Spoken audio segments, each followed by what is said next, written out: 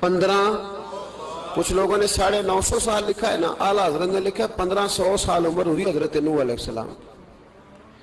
اللہ تعالیٰ بندے کو جلدی سزا نہیں دیتا، بلکہ قرآن مجید میں ایک جگہ رب کریم اس طرح بھی فرماتا ہے کہ جب بندے مجھے بھول جاتے ہیں تو میں ان کے لیے نعمتوں کے دروازے کھول دیتا ہوں۔ بندہ سمجھتا ہے کہ میں کچھ تو ہے نا کہ میرے اندر کہ میں جدھر جاتا ہوں خیر ہی خیر ہو جاتی ہے، وہ سمجھتا ہے کہ میری عقل ہے، حالانکہ اللہ اسے ڈھیل دیتا ہے۔ اللہ اسے ڈھیل دیتا ہے۔ گناہوں کی سزا کے 3 طریقے ہیں۔ ایک ہے متنبع کرنا، تنبیہ کرتا ہے اللہ، بندہ متنبع ہو جاتا ہے، یہ اللہ کا بہت بڑا احسان ہوتا ہے۔ ایک ہوتا ہے مہلت دینا، اور ایک تیسرا ہوتا ہے اللہ خفیہ تدبیر کرتا ہے۔ تھوڑا سا سمجھیے گا، انسان پر کوئی آزمائش آئی، فوراً اس کی چھٹی اس نے کہا کہ وہ فلان جگہ غلطی کی تھی تب ایسا ہوا ہے۔ ہوتا ہے نا کئی دفعہ، آواز آتی ہے نا اندر سے، چلیں بول دیں کچھ نہیں ہوتا آپ کو، اللہ جانتا ہے یہاں کوئی کچھ نہیں کہے گا آپ کو، اور ہماری تو ویڈیو بھی نہیں گھومتی، یعنی خبر بھی نہیں ہو کہ کس نے ہاں کر دی کس نے نہ کر دی۔ آپ بغیر ٹینشن کے بات چیت کریں، آج کچھ نہیں ہوتا انشاءاللہ تعالی۔ آتی ہے اندر سے آواز؟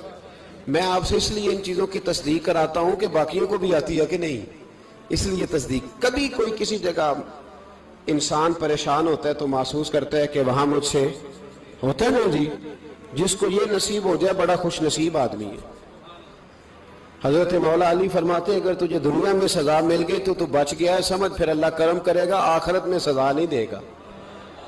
اور یہ یاد رکھ لے، وما اصابکم من مصیبت فبما کسبت ایدیکم ویعفو عن کثیر۔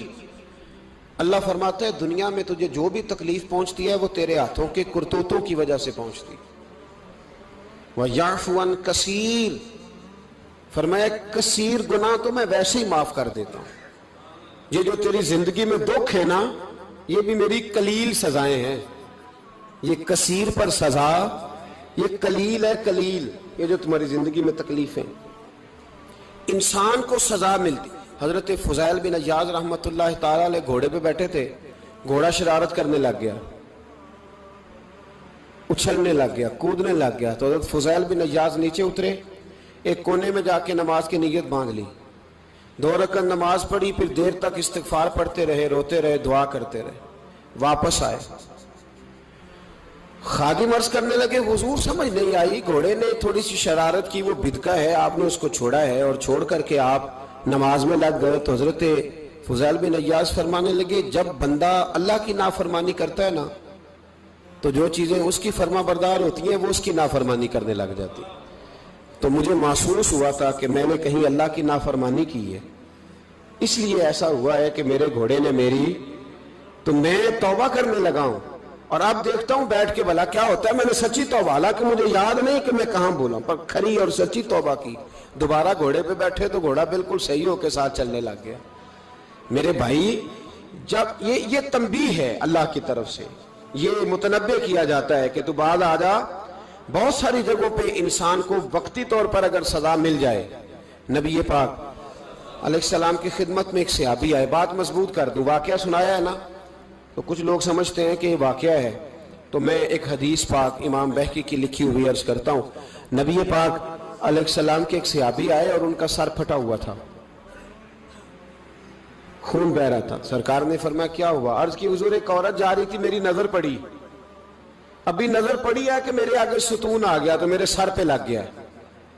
نبی پاک صلی اللہ علیہ وسلم نے فرمایا تیرے لیے خوشخبری ہے، اگر دنیا میں تیری غلطی کی تجھے سزا ملی ہے تو پھر رب تجھے قیامت میں سزا نہیں دے گا، پھر اللہ قیامت میں سزا۔ بعض گناہ ایسے ہیں جن کی یہاں بھی سزا ملے گی اور وہاں بھی ملے، لیکن میرے بھائی پہلی بات یہ ہے کہ اللہ تعالیٰ اس غلطی کی یہی سزا دے لے، اور دعا فرمائے اللہ تبارک و تعالیٰ یہاں بھی معافی عطا فرمائے، وہاں بھی معافی عطا فرمائے، اللہ درگزر ہی فرمائے۔ لیکن میرے بھائی ایک تو یہ سزا، ایک سزا یہ ہوتی ہے کہ انسان جب گناہ کرنے لگتا ہے تو اللہ نعمتوں کے دروازے کھولتا ہے، مہلت دیتا ہے۔ 500 سال تک فرعون کو مہلت دی۔ کتنے؟ یہاں جو 5 سال حکومت کر لیتا ہے وہ کہتا ہے سب سے قابل میں ہی ہوں، مجھے مہلت ملی ہوئی ہے۔ 500 سال مہلت دی اللہ تعالیٰ نے، اور فرعون کی قوم پر پتہ عذاب کس طرح کے آئے تھے؟ ٹڈیاں مسلط کر دی اللہ نے. یہ گھومتی نہیں چھوٹی سی، ہم اپنی زبان میں اس کو کچھ لوگ مختلف ناموں سے یاد کرتے ہیں، کوئی مکڑی کہتا ہے، کوئی کچھ کہتا ہے. مسلط کر دی، جاتی نہیں. ان پر بنی اسرائیل کے ان مقابل جو فرعون کی قوم تھی ان پر الزام اس طرح کا عذاب آیا کہ مینڈک مسلط کر دی اللہ تعالیٰ. برتن کھولتے تھے اندر مینڈک نکلتا تھا، دنیا کی ہر دوائی استعمال کرتے تھے لیکن مینڈک نکل آتا تھا. تھوڑا سا سمجھا کریں چیزوں کو. ہمارے رنگ نہیں زیادہ گورے کہ ہم پر عذاب نہیں آتا. کوئی بہت زیادہ اللہ تعالیٰ معاف فرمائے دولت نہیں جمع کرا بیٹھے شاہی خزانے میں کہ ہم سے پوچھا نہیں جائے گا. یہ مہلت ہے، مہلت کو مہلت سمجھو. پھر جب پکڑ آتی ہے نا اللہ کریم کی، میں نے دیکھا ہے کروڑوں روپیہ، 6 اولادیں. ایک شخص کے بچے باہر سے آ رہے تھے، وہ بندہ بیمار تھا. مجھے کہنے لگا حضرت جی دعا کریں میں ان کے آنے سے پہلے مر جاؤں ورنہ آ کے مجھے مار دیں گے. دعا کریں. اتنی بے سکونی، کروڑوں روپیہ پڑا ہے تو یہ عذاب نہیں؟ کوئی ضروری ہے کہ پتھر ہی برسیں گے تو سمجھ آئے گی؟ یہ جو سگا بیٹا بوڑھے باپ کے قریب سے گزر جاتا ہے سلام نہیں لیتا تو اس کو عذاب نہیں سمجھتے؟ یہ جو امت کی بیٹیاں، امت کی بچیاں، ہماری بچیاں ایک سال کے اندر 75,000 ہزار بچی ایک ڈویژن سے بھاگ کے شادی کر رہی ہے اور ایک صوبے سے. تو اس کو آپ اللہ کا عذاب نہیں سمجھتے؟ یہ معمولی بات ہے. نہیں ہمارے رنگ ہو رہے ہیں، ہم بڑے سمارٹ ہیں. 1500 سال مہلت دی نوح علیہ السلام کی قوم کو. کتنے سال؟ بول کے بتائیے، بول کے دوبارہ بولیے. 1500 سال. کوئی آدمی اپنی سمارٹنس پہ خوش نہ ہو جائے کہ 20 سال ہو گئے میں تو نافرمانی بھی کر رہا ہوں، روٹی بھی پک رہی ہے، میں تو حرام بھی کھا رہا ہوں پھر بھی سب ٹھیک ہے. 1500 سال مہلت دی. پھر حضرت نوح کہنے لگے اللہ میں نے تو بڑا سمجھایا نہیں باز آتے. تو رب کریم نے فرمایا کشتی بناؤ. اللہ کے پیغمبر کشتی بنانے لگے تو قوم مذاق اڑانے لگ گئی. اب کیا کرنے لگے ہو؟ اب کشتی بنانے لگے ہو، خیر تو ہے، قوم مذاق اڑا رہی ہے. حضرت نوح علیہ السلام کا آپ نے کشتی بنائی، پانی کہاں سے نکلا؟ نہ بارشیں ہوئی نہ سیلاب آئے. ایک تندور تھا اس کے اندر سے پانی نکلنا شروع ہو گیا. کبھی تندور سے بھی پانی نکلا ہے، پر جب نکالنے والا چاہتا ہے تو وہاں سے بھی ایک تندور سے پانی نکلا. اتنا نکلا، اتنا نکلا، اتنا نکلا کہ قوم ساری ڈوب گئی. قرآن مجید کے صفحات شہادت دیں گے کہ حضرت نوح کی قوم کا بچہ بہ گیا. بچے صرف وہ تھے جو حضرت نوح کے ساتھ ہو گئے، تباہ ہو گئی. اللہ بے نیاز ہے، بے نیاز. 1500 سال مہلت ملے اور تو پھر بھی کہے رب بڑا کریم ہے معاف کر دے گا. 1500 سال تجھے گنجائش دے اور تو کہے کوئی نہیں بات معافی ملنی چاہیے ابھی بھی. میرے بھائی حضرت صالح علیہ السلام کی قوم، حضرت صالح نے تبلیغ شروع کی تو کہنے لگے پہلے معجزہ دکھاؤ. جی آج تو نہیں لوگ معجزے مانگتے ہیں. آج بھی لوگ کرامتے اور معجزے، اللہ معاف کرے جو چیزیں معجزہ تو ہو نہیں نہ سکتا، لیکن آج بھی لوگ، آپ یقین کریں، کہتے ہیں یہ بڑی نمازیں پڑھتا ہے تو پھر بخشا کیوں نہیں گیا، پھر کیوں نہیں منو سلوا کیوں نہیں اترا اس پر، پھر میں بھی اسی طرح ہی ہوں، کیا اس کے اندر خوبی آ گئی؟ مولوی بھی ویسے ہی ہے، صوفی بھی ویسے ہی ہے. لوگ مانگ نہیں رہے، لوگ دلیلیں مانگ نہیں رہے. ابھی بھی لوگ بحث نہیں کرتے. کیا فرق آ گیا جی؟ ویسے ہی ہیں سارے. اللہ تعالیٰ سے ڈرنا چاہیے. ہمیں سامنے والے کی طرف دیکھ کر صحیح ہونے کا حکم نہیں ہے، ہمیں اپنی اصلاح کا حکم ہے. اپنی طرف دیکھ کے اپنے آپ کو ٹھیک کرنے کا. الزام لگا کے گزر جانا اس کا کوئی مطلب؟ سنو اور یاد رکھو. حضرت صالح علیہ السلام سے کہنے لگے پہلے معجزہ دکھائیں تو حضرت صالح علیہ السلام نے فرمایا اونٹ کہاں سے پیدا ہوتے ہیں؟ کہا اونٹنی کے بطن سے. فرمایا آؤ میں تمہیں پہاڑ کے اندر سے اونٹنی پیدا کر کے دکھاتا ہوں. کہاں سے؟ پہاڑ کے اندر سے. حضرت نوح ساتھ لے کے گئے تو پہاڑ کے اندر سے اونٹنی نکلی اور اونٹنی بھی گابن تھی، اس کے پیٹ میں بچہ، اور اونٹنی اتنا دودھ دیتی تھی کہ ساری بستی دودھ پی جاتی تھی پھر بھی دودھ بچ جایا کرتا تھا. لیکن حضرت نوح علیہ السلام نے فرمایا اب تم نے دیکھ تو لیا یہ اسے، یہ جتنا دودھ دے گی روٹی بھی اتنی کھائے گی، ایک دن تم سارے پانی پیو گے، ایک دن یہ سارا پانی پیا کرے گی، ایک دن تم سارے باقی جانوروں کو گھاس کھلاؤ گے، ایک دن یہ اونٹنی، اور اونٹنی کا نام کیا؟ ناقۃ اللہ، اللہ کی اونٹنی۔ کس کی اونٹنی؟ نام کیا ہے؟ اللہ کی، یہ اللہ کی اونٹنی ہے۔ تو حضرت نوح علیہ السلام کی اونٹنی فرمایا اس کی بے ادبی نہ کرنا۔ باز نہیں آئے لوگ، باز نہیں آئے، کہنے لگا جی دودھ دینا تو ٹھیک ہے، پر یہ جو سارا پانی پی جاتی ہے نا یہ صحیح نہیں، یہ جو ساری گھاس کھا جاتی ہے یہ نہیں تھی، دودھ دینا تو ٹھیک ہے پر یہ نہیں صحیح۔ آپ نے فرمایا اسے کچھ نہ کہنا، اللہ کی اونٹنی ہے۔ میں کہا کرتا ہوں ان لوگوں نے ناقۃ اللہ کی بے ادبی کی، حضرت نوح علیہ السلام کی اونٹنی کی ٹانگیں کاٹ دی، صالح علیہ السلام کی۔ اور دیکھو اللہ بڑا بے نیاز ہے، اگر پیدا کرنا جانتا ہے تو حفاظت کرنی نہیں جانتا، لیکن رب کریم نے فرمایا نہ کرنا۔ انہوں نے ان کے پیر کاٹ دیے، کانوں پہ چھریاں لگائیں۔ اونٹنی جب مر گئی، اونٹنی اللہ تبارک و تعالیٰ کی وہ اونٹنی جب مر گئی تو حضرت صالح علیہ السلام کی قوم پر رب کریم نے زلزلہ بھیجا۔ اذا زلزلت الارض زلزالہا، جب زلزلے آئیں گے اور جب ان کا زلزلہ آنا زلزلہ آتا ہے نا، کیا کرتی ہے قوم؟ لا الہ الا اللہ، لا الہ الا اللہ، کلمے جاری ہو جاتے۔ بلکہ ایک دفعہ ایسا بھی ہوا کہ مسجدوں میں اعلان ہونے لگے زلزلہ آ رہا ہے، جو فجر کے لیے نہیں اٹھے زلزلے کے لیے وہ بھی اٹھ گئے، جن کا دعویٰ ہے نا میری سویرے آنکھ نہیں کھلتی، ان کی لگی نہیں کتنے گھنٹے، بعد میں بھی نہیں لگی، ٹی وی پہ اعلان ہوتے رہے کوئی نہیں آ رہا سو جاؤ چپ کر کے، لیکن آنکھ لگی۔ موت سے تو ڈرتا ہے، اللہ سے ڈرتا ہی نہیں، موت کا خوف ہے رب کا نہیں۔ زلزلہ آیا، ساری قوم تباہ ہو گئی۔ بتاؤ اگر ناقۃ اللہ کی گستاخی ہو تو اللہ ناراض ہو جاتا ہے، اور اگر اولیاء اللہ کی ہو، اگر اولیاء اللہ کی ہو تو رب ناراض نہیں ہوتا؟ شرم نہیں آتی لوگوں کو داتا صاحب کی بے ادبی کرتے، شرم نہیں آتی لوگوں کو غوث اعظم کی گستاخی کرتے، حیا نہیں آتی جنہوں نے دین پھیلایا ان کی بے ادبی؟ میں درد سے کہتا ہوں، رو کے کہتا ہوں، اور اگر کلیجہ پھٹ سکے تو میں دکھاؤں زخم کتنے۔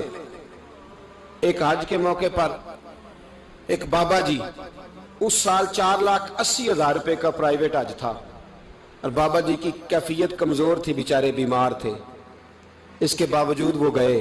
بوڑھے آدمی، جا کے بیٹھیے، بزرگ، اور کتنی مشکل ہے وہاں منا، مزدلفہ، عرفات، طواف زیارت، کتنا مشکل کام ہے طواف زیارت کرنا، طواف وداع کرنا۔ کس کٹھن سے حج کیا، بڑھاپے میں پیسے بھی لگائے، اور جب وہ روضہ رسول پہ گئے صلی اللہ اور انہوں نے جا کے نبی پاک صلی اللہ علیہ وسلم کے روضے کی طرف منہ کر کے درود شریف پڑھا تو ایک ملا نے اٹھ کے کہہ دیا تو مشرک ہے۔ تو میری روح کانپی، میں نے کہا تجھے شرم نہیں آئی، حیا نہیں آئی؟ اس کی عمر دیکھ، کس بڑھاپے میں کہاں سے چلا، کہاں آیا۔ یہ مشرک ہوتا تو کسی مندر میں جاتا، یہ مشرک ہوتا تو کسی گرجے میں جاتا، یہ مشرک نہیں، یہ مومن ہے، اور یہ وہ والا مومن ہے جس کے سینے میں دل جب دھڑکتا ہے تو خالی دھڑکتا نہیں، ساتھ وہ محمد عربی پہ درود و سلام بھی پڑھتا ہے۔ شرم نہیں آتی لوگوں کو؟ اتنی بڑی گستاخی کرتے، جو روضہ رسول پہ آیا مشرک ہے۔ میں نے جو مولوی کو صاف صاف کہا تھا، میں نے کہا اگر میں مشرک ہوں تو نکالو، مشرک کا داخلہ تو یہاں ویسے ہی منع ہے۔ شرم نہیں آتی؟ اپنی زبان کا ایک پاس کرو کچھ۔ اتنا ظلم، اتنی بڑی فرقہ واریت امت میں، اتنا امت کو تقسیم کرتے ہو، تمہیں شرم نہیں آتی؟ جہاں سے اتحاد کا پیغام دینا چاہیے وہاں سے تم لوگوں کو فرقے کا پیغام دیتے ہو، ایک مقصود فرقے کی تبلیغ کرتے ہو۔ خدا را، تو میں کہہ رہا ہوں ناقۃ اللہ کی بے ادبی پہ عذاب آتا ہے، تو اولیاء اللہ کی بے ادبی پہ نہیں آتا؟ داتا صاحب ساری زندگی تبلیغ کرتے رہے، ایک آدمی نے اٹھ کے کہہ دیا جناب وہ تو شرک کا اڈا ہے، تو رب کریم ناراض نہیں ہوتا ان باتوں سے؟ ہمیں خیال کرنا چاہیے، اللہ سے ڈرنا چاہیے، ان چیزوں سے عذاب آتا ہے اور آ رہا ہے، اللہ تعالی ہمیں محفوظ فرمائے۔ اللہ ہمیں اس سے، قوم لوط پہ بھی عذاب آیا، ہم جنس پرستی، مرد مردوں سے بدکاری کرتے، حضرت نوح نے سمجھایا کہ یہ کام درست فطرت کے خلاف ہے، یہ کام درست نہیں۔ جب انسان یہ کام کرتا ہے تو زمین اور آسمان کانپتے ہیں، اب میں کیسے کھول کے بتاؤں؟ میرے پاس اعداد و شمار ہیں کہ پاکستان کے اندر اس کام کی کیفیت کیا ہے اور کس طرح کر کے لوگ، میں تو رونا روتا رہتا ہوں داڑھی کا. لوگ کئی دفعہ کہتے ہیں حضرت صاحب پہلے بھی آئے تھے تو داڑھی کی بات، پھر بھی آئے تو داڑھی کی بات. تو میں رونا روتا ہوں، اس لیے روتا ہوں کہ جو کلین شیو نوجوان ہوتا ہے وہ امرد کے حکم میں ہے، اس پر وہی حکم لگتا ہے جو عورت پہ لگتا ہے. اس کے ساتھ مرد کا اٹھنا بیٹھنا اسی طرح ناجائز ہے جس طرح عورت کے ساتھ. حضرت جنید بغدادی رحمت اللہ تعالیٰ علیہ کے سامنے ایک شخص نے کہا وہ کتنا خوبصورت نوجوان جا رہا ہے، تو آپ فرمانے لگے تو حافظ قرآن نہیں؟ کہا ہاں. فرمانے لگے جا اپنے حفظ کی خیر بنا. وہ شخص کہتا ہے میں نے اس بغیر داڑھی والے کلین شیو نوجوان کو بری نظر سے دیکھا، مجھے قرآن پاک ہی بھول گیا، سارا قرآن پاک بھول. اور کتنے سال میں دعائیں کرتا رہا، بیت اللہ کے طواف کرتا رہا، میں یاد بھی کرتا تو نہیں ہوتا. کیسے اب تو ہمارا نعت کہاں بیوٹی پارلر سے ہو کے آتا ہے، ہم کسی اور کو کیا پیغام دیں؟ وہ پیغام، وہ نظام، وہ طریقہ کار جس کا حکم تھا شریعت میں. قوم لوط پر عذاب آیا. صحیح بیٹھتے ہوں گے بچے جو موٹر سائیکلوں پہ بیٹھتے ہیں. میں نے گجرانوالہ کی سڑکوں پہ بچوں کو، نوجوانوں کو جو تماشے کرتے سرے عام دیکھا ہے تو مجھے ڈر لگتا ہے. اور کوئی روکنے والا نہیں، شغل ہو رہا ہے، ہنس رہے ہیں، اور سامنے عورتیں بھی ہیں، سب ہو رہا ہے. کتنی تکلیف کی بات. حضرت نوح کی قوم یہ کام کرتی تھی، قرآن پاک نے بیان کیا ہے. حضرت نوح نے سمجھایا، فرمایا رب کریم نے تمہیں اپنی خواہش پوری کرنے کے لیے جائز طریقہ عطا فرمایا، عورتوں سے نکاح کرو، اور اس نکاح کی برکت سے جو اللہ تمہیں اولاد دے گا اس کو اللہ تبارک و تعالیٰ تمہارے لیے باعث بخشش بھی فرمائے گا. لیکن جب قوم نہ مانی تو جو قوم لوط کا عمل کرے اس کا علاج قرآن نے بیان فرمایا کہ آسمان سے پتھر برسیں گے. پھر پتھر برسے اور جن کے بڑے بڑے اچھے دماغ تھے ان کے دماغ چکنا چور کر دیے گئے، تباہ کر دیے گئے، ان کے دماغ زمین پر بچھاڑ دیا گیا.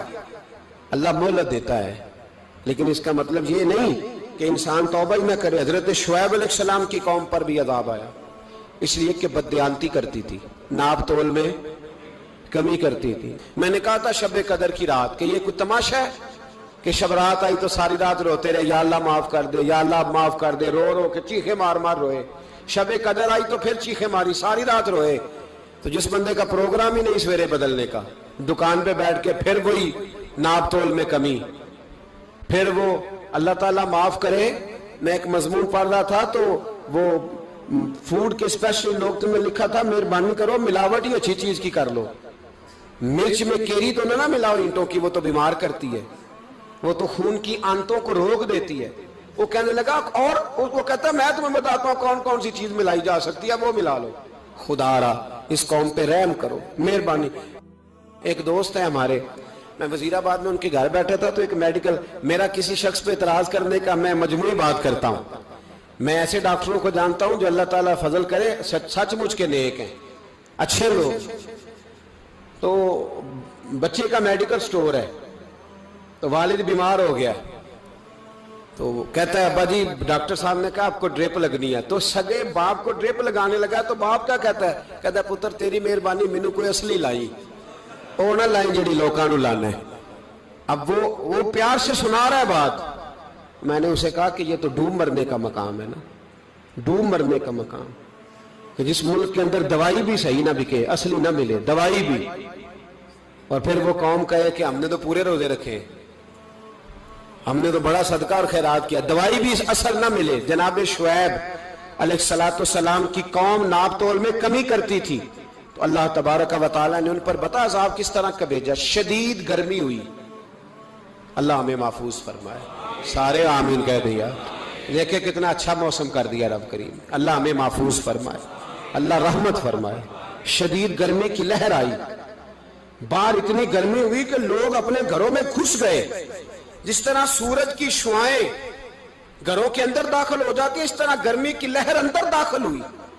اور جس طرح کسی کو آگ لگ جائے تو وہ آدمی اچھلتا کودتا ہے نا، اس طرح یہ لوگ اچھلنے لگے اور اچھل کود کے مر گئے. جرم کیا تھا؟ ناپ تول میں کمی کرتے. حضرت داؤد کی قوم بھی تباہ ہوئی. جرم کیا تھا؟ ہفتے والے دن مچھلیاں نہیں پکڑنی تو یہ پکڑتے تھے. حکم ہے نا مسلمان کو نماز کے ٹائم کوئی اور کام نہیں کرنا, نماز پڑھنی ہے. میرا خیال ہے مسلمان تو فٹافٹ آ جاتے ہیں, سارے ہی پہنچ جاتے ہیں نا مسجدوں میں. ہلکا ہلکا بول رہے ہیں آپ, کیوں نہیں پہنچتے؟ اگر حضرت سیدنا, اور پتہ انہیں سزا کیا ملی؟ اللہ نے فرمایا اس ٹائم عبادت کرنے والے کام نہیں کرنا, وقت نہیں ہے کام کا. انہوں نے مچھلیاں پکڑی, 12,000 لوگ تھے.